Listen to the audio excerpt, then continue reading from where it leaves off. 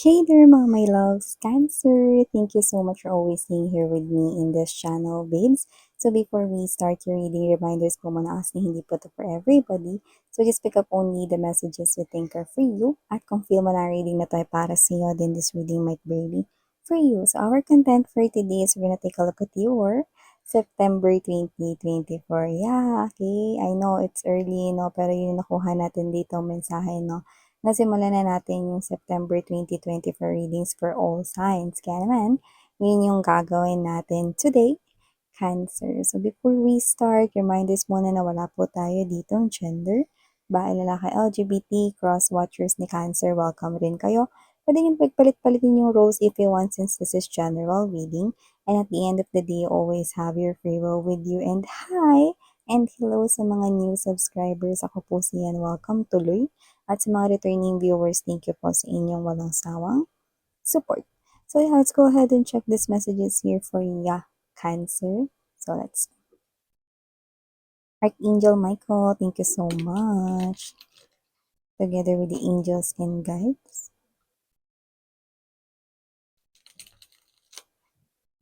Messages for Cancer, please, for the month of September 2024.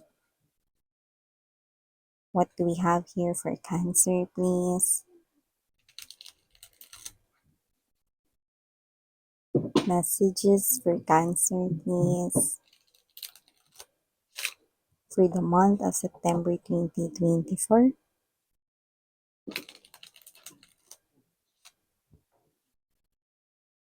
Let us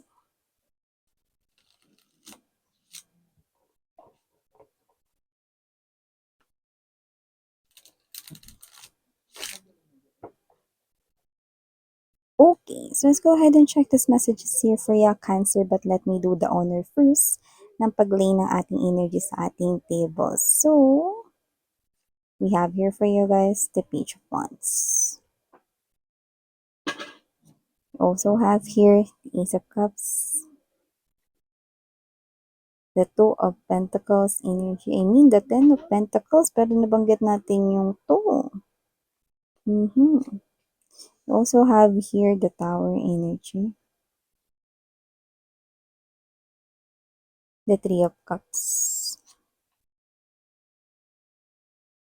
Eight of Wands, Knight of Pentacles energy, Nine of Pentacles, Four of Wands, King of Cups.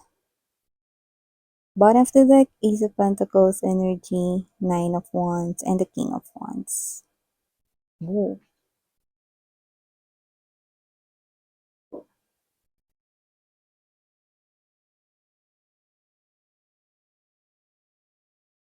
Medyo may mga intriguing tayo nakikita dito for you, Cancer, no? So let me tell you kung anong nakikita ko dito for the month of September, okay?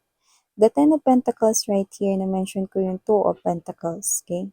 We have the Page of Wands energy na tinawag ko dito Knight of Wands, no? With this Page of Wands energy, Ace of Cups right here, Ten of Pentacles, I do see that someone here could be nagdadalawang isip sa inyong relationship, okay? Maybe this is someone here you connect, no? In a very heart space level. Maybe this is your boyfriend or girlfriend right here, no? And this person here, for some reason, nagdadalawang isip na siya rito, no? Kung gusto niya pa rito ng life together here with you dun sa habang buhay. So, kine-question niya yung sarili niya kung gusto niya pa kayo rito makasama. So, iba pwedeng ito ay nangyari recently. Nakita ko rito na kayo ay magsa-separate with the Tower right here. Ang isang love story ay magtatapos dito. Pero kung anumang klase itong love story, nakikita ko rito, no, na may third party rito ang situation. At ito ay lumalabas na either friend mo, yung third party, or friend niya. At posibleng nakilala niyo ito sa isang celebration, kasalan, birthday, or anumang event or okasyon. I know it sounds not good to hear, pero nakita ko rito na yun ay nakatakdang mangyari because para ka sa iba. Para ka sa iba. Meron ditong sincere na new love potential akong nakikita para sa'yo, Cancer. At kung sino man tong energy na to, this person will make you feel satisfied and contented. This person here, for some reason, nagbibigay sa akin ng energy na posibleng siya ay merong sariling sasakyan, motorcycle, or car, any car. Nakikita ko dito that this person here will love you. Yan, no?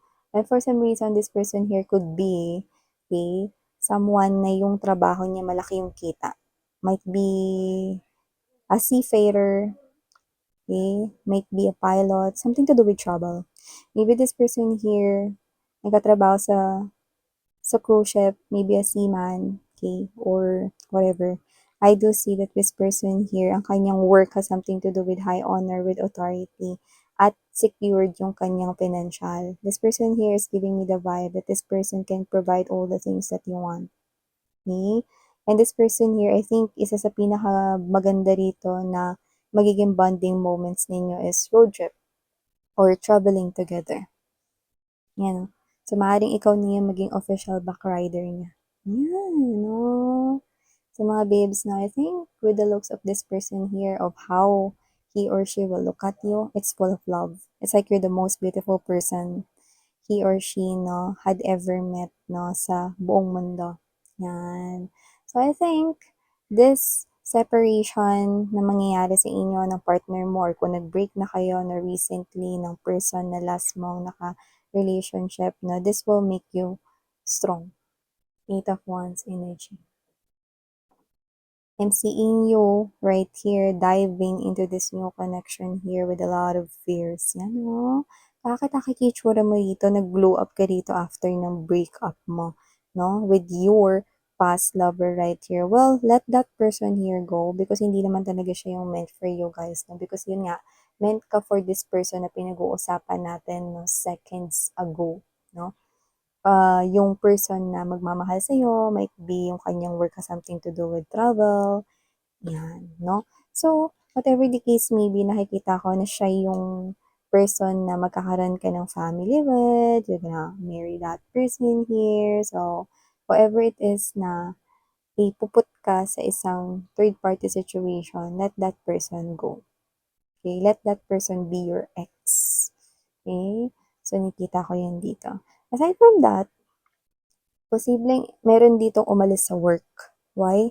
Because you're gonna find out that your boss or your superior or your manager meron sa'yo rito na nagbibigay ng uncomfortable na situation.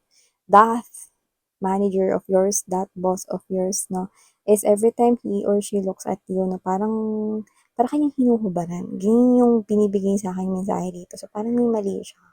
Lahat ng tingin at ginagawa niya rito at maaaring hindi ka maging komportable. At kung ano iniisip mo, hindi lang yun bunga ng mapaglaro mong isipan. Totoo talaga. May mali siya tumingin sa'yo. And I don't like that na hindi ka komportable na nagtatrabaho.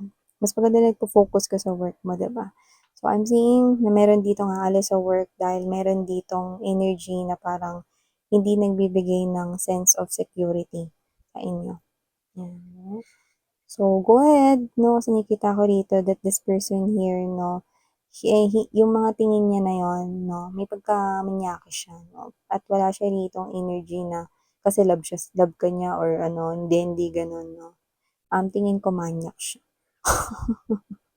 Ganun yung binubugan niya. Yung parang, this person here wants to just spend, no, a one night stand here with you and then, poof! Bye-bye na. No? Or pag kailangan lang niya. Yan, diba? So, I think, tama yung desisyon ninyo na umalis na lang kayo, no? Sa work na yan. Yan, no?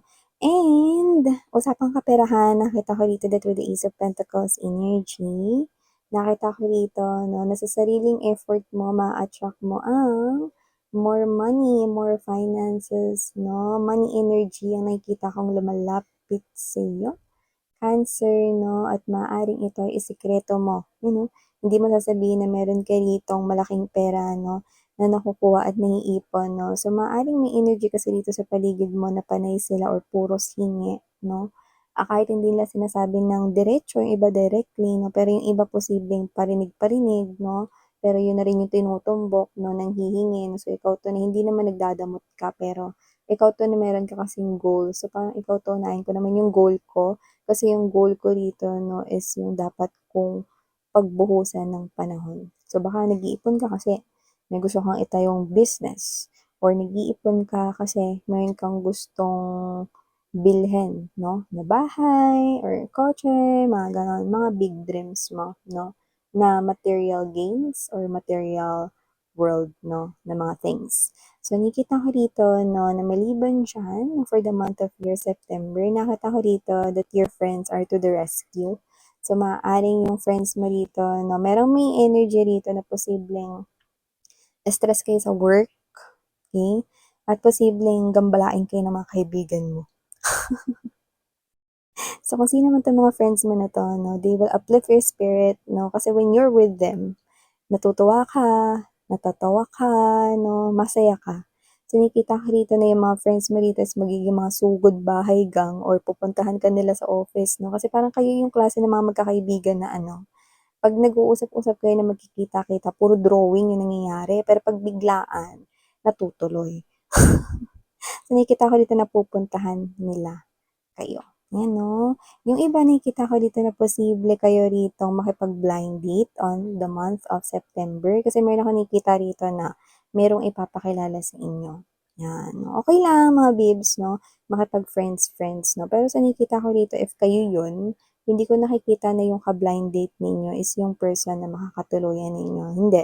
Pero posible niyo siyang maging kaibigan, yan 'no. Puwede niyo siyang i-include one of your friends, yan. So, maliban diyan, Cancer, nakita rin ako dito na ng energy na posibleng, may mga bisita kayo rito, mga malayong mga kamag-anak 'no, sa iba't ibang probinsya or galing sa ibang probinsya. So, maaaring surpresahin nila kayo o hindi magsabi sa mama ninyo or sa family members 'no, na may surprise visit sila 'no, yan. So, nakikita ko dito na happy, salo-salo ang pamilya 'no, at, ikaw parang ano 'no, hindi naman sa matakaw ka, pero parang,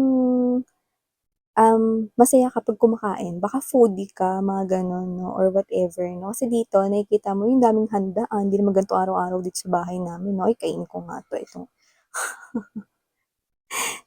May gano'n 'no. So, kung magsi-stay sila rito na matagal sa bahay ninyo, mas maraming pagkain 'no, mas maraming putahe, mas busog 'no. So, nakikita ko rito na kayo 'to na parang 'pag nakita kayo ng food, parang alam niyo yung ano, ang saya niyo kumain. 'Pag tinitingnan kayo, parang nakakaengganyo na, "Ay, grabe sarap na sarap siya sa pagkain 'no." Parang ma-e-encourage niyo rin yung mga ayaw kumain na kumain pa more, parang gano'n yung energy 'no. So, maliban diyan ng mga babes, so nakita rin ako dito for you Cancer 'no, na kayo 'to na meron ditong time sa September na posibleng maglakad kayo papuntang bahay. Doesn't have to be na, "Uy miss 'yan ang layo ng trabaho ta's maglalakad ako." Yung ganito kasi ibig ko sabihin, eh. Kunwari, okey, paglabas niyo sa work, posibleng maglakad muna kayo ng matagal 'no, bago kayo sumakay ng bus or bago kayo pumunta sa subway, 'di ba? Or whatever 'no. Bago kayo umuwi parang maglalakad muna kayo or kayo 'to nasasakay na agad ng bus 'no, pagkagaling niyo sa trabaho ta's bababa kayo medyo malayo pa, mga kunwari mga 2 kanto pa mula sa bahay ninyo para makapaglakad-lakad kayo 'no. Kasi parang dito, gusto mo ng parang makapaglakad-lakad para ma-exercise mo rin yung paa mo and yung mind mo para ma-refresh mo rin. Kasi parang ikaw 'to na 'pag pumasok ka sa trabaho or pumasok ka sa school 'no, hindi mo na nape-pay attention yung mga nasa paligid mo kasi pagsakay mo ng sasakyan, ang baba mo agad yung school or yung work mo 'di ba, office, 'di ba? Or yung shop mo kung may negosyo ka, 'di ba? Hindi mo na nabibigyan ng atensyon, hindi mo nakikita yung paligid mo na, "Uy, may mga shop pala rito, uy, ang dami palang puwedeng bilhan ng pagkain, may hamburger, may gano'n-gano'n," 'no? Tapos may mga nakakasalubong ka 'no, yung mga tao na, uy, dala nila yung mga alaga nilang mga pets, dog, cats 'no. Parang ikaw 'to na ang sarap sa feeling 'no, na nakapaglakad ka ulit, 'di ba? Na parang nare-relax ka. So tingin ko may mga ganyan ka na mga moments kung saan parang bababa ka 'no, 2 kanto mula sa bahay ninyo and then lalakarin mo na lang 'yun na para okey, para refresh 'no. ang iyo ritong energy, 'no? Kasi nakikita kita din na parang ngumingiti ta's yung energy mo parang, nagiging kalmado and at the same time parang nagiging peaceful, gano'n yung dating, eh. So, parang ikaw 'to na, "Ay, ba't hindi ko 'to napansin, ang ganda palang tingnan nito, dadaanan ko nga 'to palagi. Uy, may cafe pala dito 'no, ay pupuntahan ko nga 'to." 'Yan 'no, parang may gano'n ka 'no, na energy 'no. Yung mga babes maganda talaga yung naglalakad din tayo and also it's a form of exercise at nakaka-refresh din talaga ng mind, 'no. So maliban diyan 'no, Cancer, nakita rin ako rito 'no, ng energy na may magpapatulong sa inyo rito na friend 'no, at nakikita ko rito na yung friend mo is posibleng yung tulong na hihingi niya sa'yo is magbibigay ka ng advice 'no. Kasi ewan ko sa barkada ninyo ikaw lang ata rito yung parang matinong magbigay ng advice. So, nakikita ko sa'yo siya hihingi 'no, ng advice at posibleng may kinalaman 'yun sa rocky road niyang relationship. Kaya kung sino man siya puwede mo ng asahan na siya yung friend mo na posibleng may problema sa kaniyang love life, 'yan 'no. So, there you go 'no, Cancer, ito yung mga nakuha kong mensahe para sa'yo, my loves. Thank you so much sa oras mo and sana ngayon muli ako po si Yan. Please do check out other channel if you're interested. The link is down below ating description box. Thank you. 사랑해요. Love and light. 안녕.